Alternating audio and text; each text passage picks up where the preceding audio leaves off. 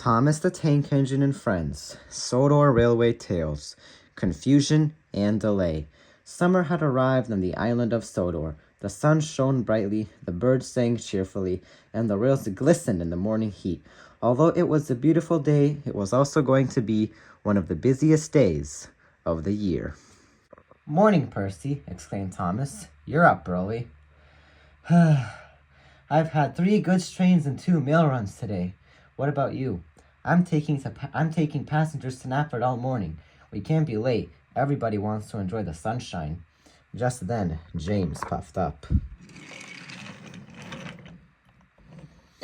"Out of my way. A splendid red engine has important express coaches to Paul." "Still showing off, James? If you've got it, why hide it?" All of the engines laughed. Meanwhile, at the docks, the Sodor Railway Repair was preparing for an extremely busy day.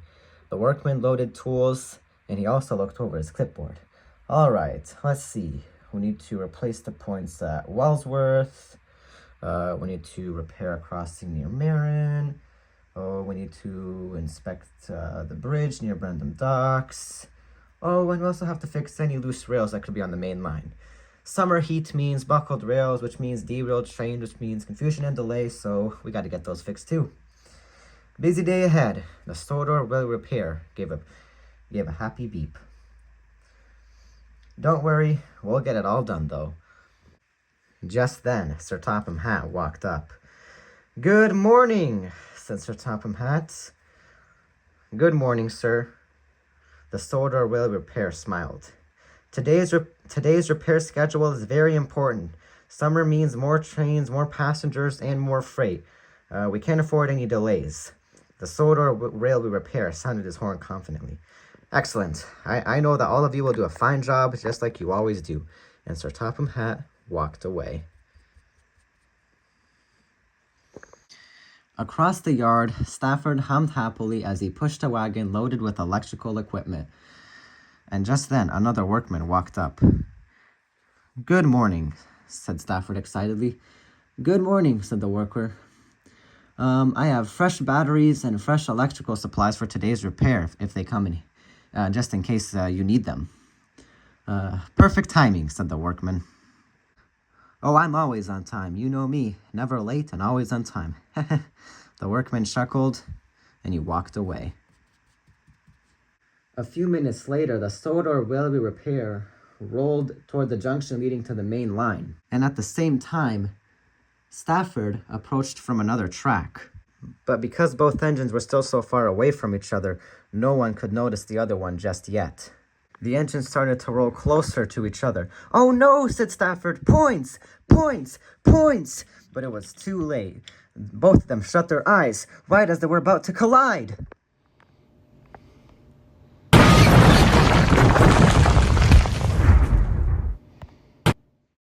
The collision echoed across the yard. Rails clattered to the ground. Toolboxes burst open. Sleepers scattered everywhere.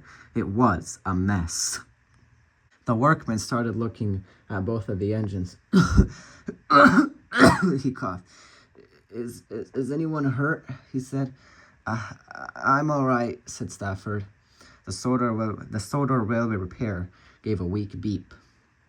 Just then, the workman continued to inspect the engines. "Well, looks like one of the Sodor Railway Repair's lifting arms is bent, and one of his axles is damaged too. Unfortunately, that means he's not going to be able to carry out today's repairs." Stafford looked devastated. I'm so sorry. I didn't even see him. I would have stopped if I could have. Oh, I'm so sorry." The workman nodded sympathetically. "Accidents happen, Stafford. The important thing is nobody was hurt."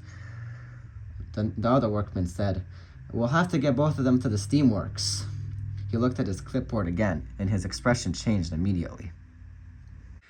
"Unfortunately, this means that every repair we had scheduled for today is going to have to wait." They all sat there in silence for a couple of seconds. This is going to cause problems all over the railway. And he was right. Within the hour, news of the accident had spread across the island of Sodor. At several work sites, Repair crews waited beside unfinished track. One workman checked his watch. "Where's the sorter will repair?" he said angrily. "He should have been here 23 minutes ago." "Well, we've just received a message from Natford," said Cranky. "What does it say?" The sorter railway repair has been in an accident with Stafford and he's on his way to the steamworks." The foreman sighed. "That means we'll have to stop work." "Well, all right, guys. We'll pack it up for today and try again tomorrow." As Thomas puffed up, he noticed that the line to Olfstead was closed. That's interesting," said Thomas. One of the workmen walked up. "Morning. Is something wrong?" asked Thomas. "I'm afraid so," said the workman. "When will the line reopen?" he asked. "Not for a while." "Why not?" he asked curiously. "Well, without the Sodor railway repair, we don't really have the equipment that we need to finish to get the line reopened." Thomas looked disappointed. "Well, my passengers won't be happy today because I have to drop them off at Olfstead, and with the line closed, that's going to lead to some confusion and delay." "Well, we aren't really happy with it either." Not long afterward, James puffed up behind Thomas. "Thomas, why are we stopped?" "The repairs can't be finished." "Wonderful. Just wonderful. Now my coaches are going to be late." Then behind James, Rosie rolled up. "Looks like everybody's waiting," she said. Just then, a dispatcher's voice could be heard. "Attention all engines! Attention all engines! Expect significant delays across the railway until further notice." Just then, the PA system over Olfstead Station could be heard. "Ladies and gentlemen, due to delays on the railway, replacement buses will be operating shortly." Some of the passengers nodded while the others groaned. A child's voice could be heard inside Annie. "Does that mean we get to ride Bertie?" "It looks like it," said the child's mother. A few minutes later, Bertie rolled up. "Plenty of room aboard, plenty of room aboard. Everybody hop on," and passengers quickly began rolling aboard. Just then, Bulgy's horn could also be heard. "Ugh, looks like I'll be busy today," said Bulgy grumpily. "I think we both will," said Bertie. As they continued to drive, Bertie was in a happy mood. "Next stop, Wellsworth. Plenty of room, plenty of room. Next stop, Wellsworth." Behind him, Bulgy wasn't nearly as cheerful. "Ugh, honestly, first the trains are late, and now we're expected to carry half the island." But it wasn't long until Bertie came to a stop. "Now hurry up! What are you stopping for?" Look ahead, and there was traffic as far as he could see. Bulgy honked his horn in frustration. Come on, move! Some of us have schedules to keep. I have no time to be late." Lorry 1 was just as mad as Bulgy. "How about you pipe down? What do you want me to do? There's traffic in front of me, there's traffic behind me. How about you just calm down before I come over there and run you off the road?" said Lorry 1 crossly. "I don't like busy days. There's traffic, there's everything. I'm just not a fan of this." "Well, Bulgy, no one is a fan of busy days, but getting cross is not going to make the traffic move." "No, but, well, it'll make me feel better," he said crossly. One of the passengers inside Bertie asked, "Are we nearly there?" "Well, not quite, but we'll get there as soon as we can." Bulgy was still cross. "At this rate, we'll be there by next summer." Bertie, Bulgy, and all of his passengers started to laugh, and even Bulgy gave a small chuckle. Back at the steamworks, Victor and Kevin worked as quickly as they could. Kevin tightened bolts on Stafford while Victor examined the Sodor Railway Repair's damaged lifting arm. The workshop echoed with the sound of hammers, drills, and welding torches. Just then, Vinny rolled up. "Hey, morning, Victor. I'm here for my routine inspection." Victor looked up. Normally I'd say come right in, but we're kind of busy today with the Sodor Railway Repair and Stafford. I'm sorry, you're gonna have to wait." "Yeah, we've been so busy, we've barely had time for lunch," said Kevin. Wait, I can't wait. Well, I'm sorry, but we're really busy at the moment. If I don't get expected, I can't go back to work at the border. Victor looked apologetic. I know, but there's nothing I can do. So Topham Hatt is not gonna like this, you know. Just then, as if on cue, Sir Topham Hatt walked up. Victor started to explain the situation to Sir Topham Hatt. Sir Topham Hatt then turned to Ashima. Ashima, I'm afraid you'll need to take on the Sodor mainland border until Vinny has been inspected. Me? Well, only for today, but I've never worked customs before. It's not that difficult. He paused. Well, actually, a little bit. Ashima smiled nervously. I'll certainly try my best. Vinny gave her a stack of paperwork.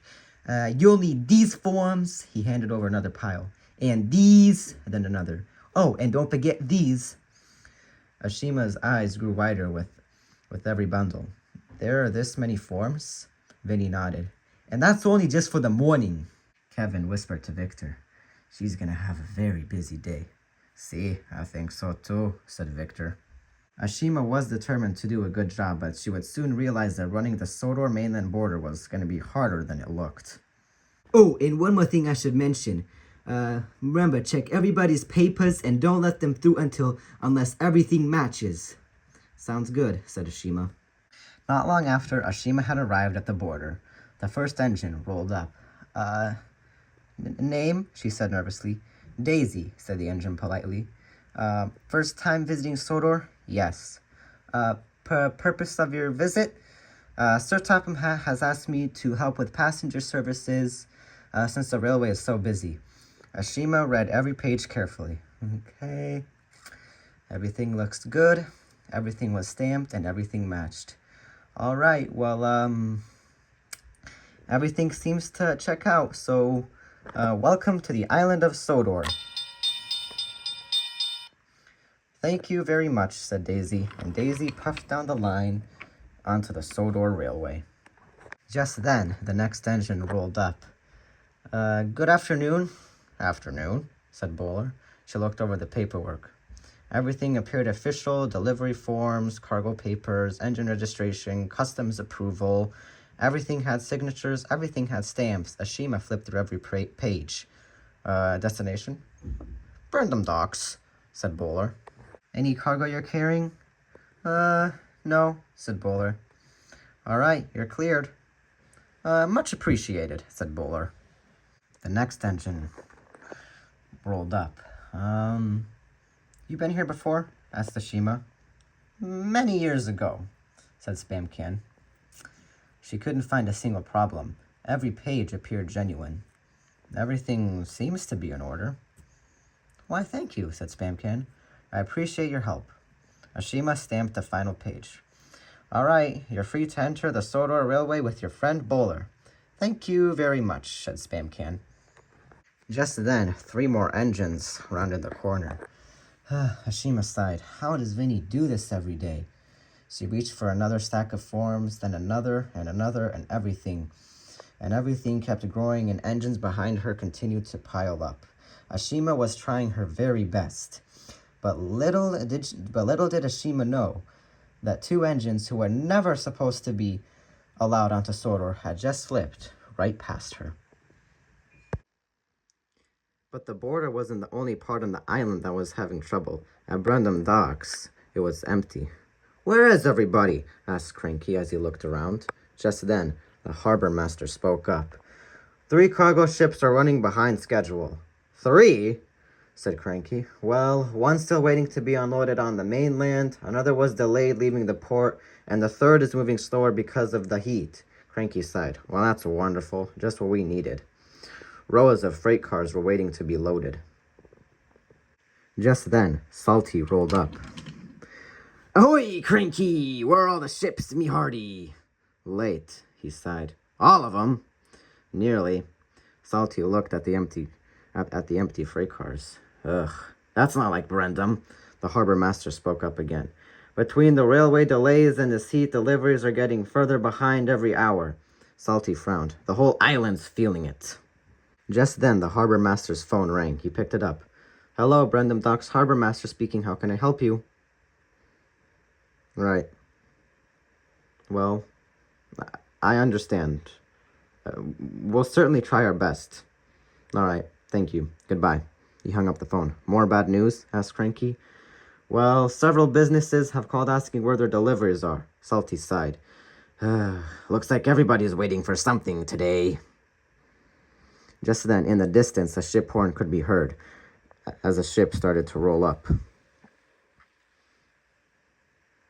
Cranky smiled. Well, it's about time. The harbor master also smiled. Let's get her unloaded. And Cranky began to unload the ship that had arrived. As the afternoon wore on, the confusion spread across every corner of the island of Sodor. Inside his office at Knapford, Sir Topham Hatt's telephone seemed to be ringing without stopping. Ring, ring, he picked it up. Sir Topham Hatt speaking. It was the station master at Ulfstead. Sir, every train is running late, the platforms are crowded, and we've had to call in every available bus.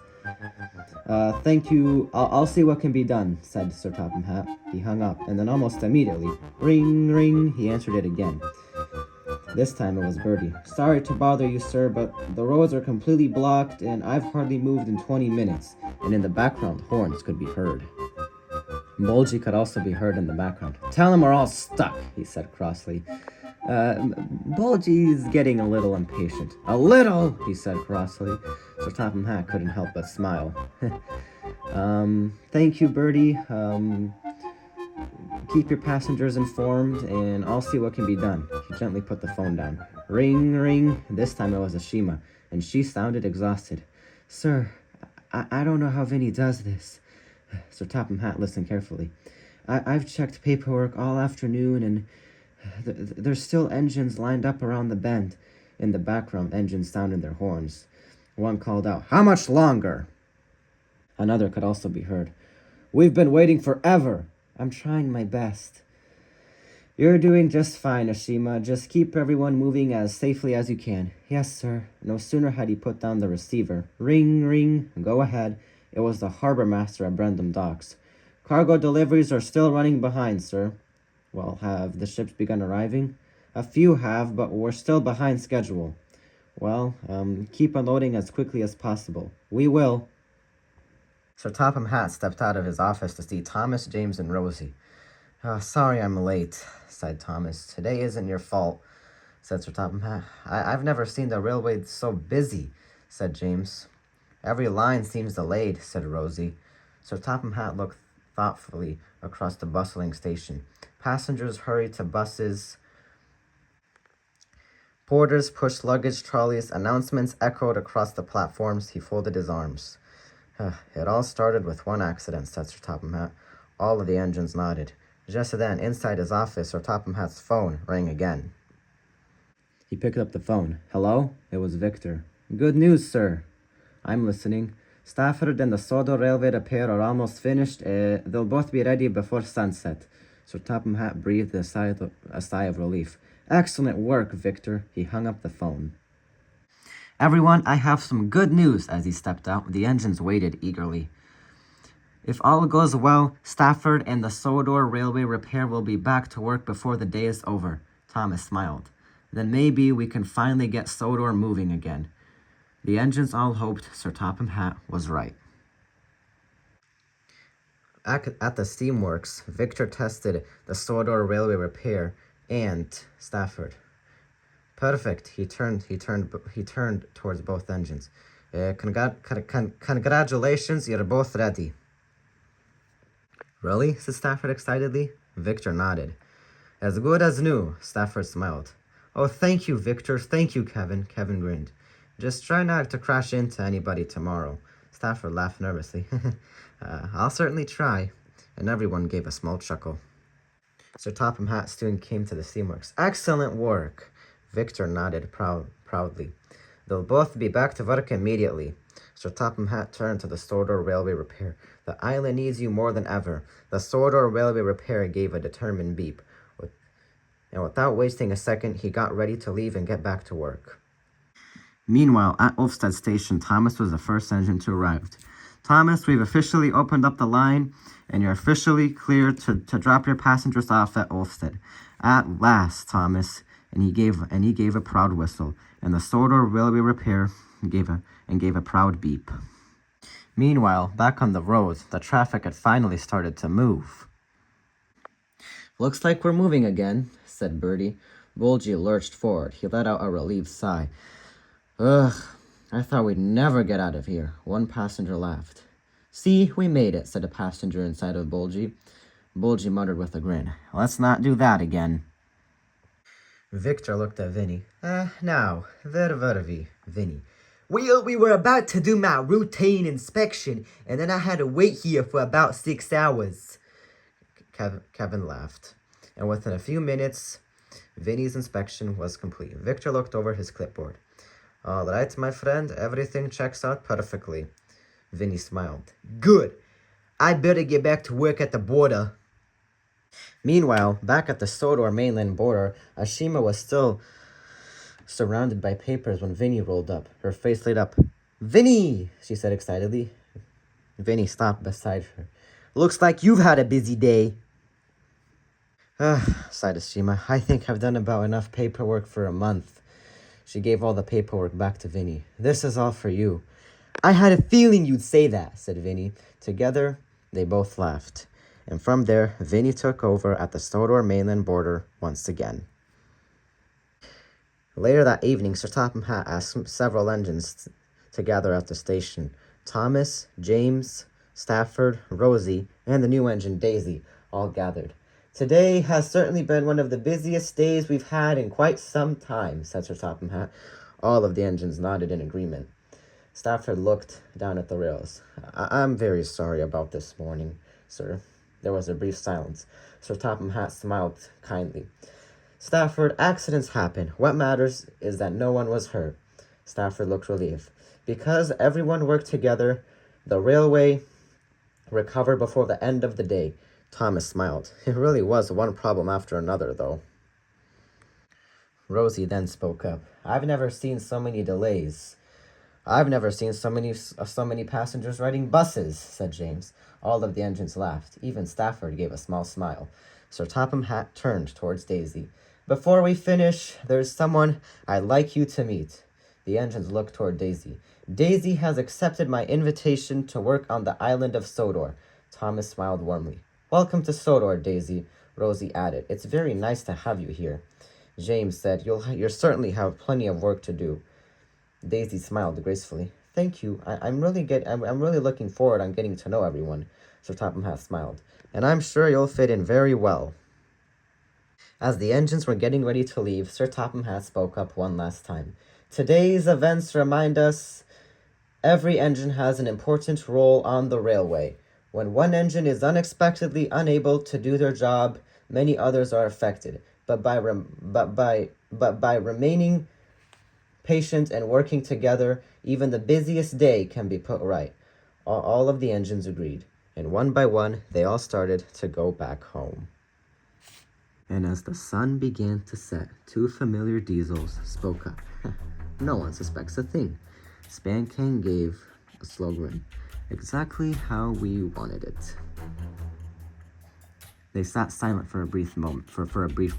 "Tomorrow," said Bowler. "Tomorrow," said Spancan.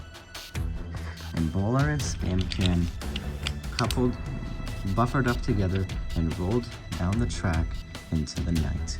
The confusion and delay might have been over on the island of Sodor, but with Bowler and Spancan on the railway, who knows what could happen next.